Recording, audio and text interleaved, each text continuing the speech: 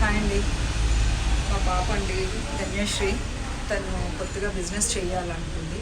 అంటే జాబ్స్ చేయాలి అట్లా కాకుండా తను సొంతంగా తను చేసుకోవాలనుకుంటుంది. ఇప్పుడు దాకా నేను శారీస్ బిజినెస్ కొన్ని ప్రాబ్లమ్స్ వల్ల వదిలేశాను. నాకు 20 years ఎక్స్పీరియన్స్ ఉంది ఈ బిజినెస్లో. కానీ కొంచెం హెల్త్ ఇష్యూ, కొన్ని కారణాల వల్ల మానేశాను.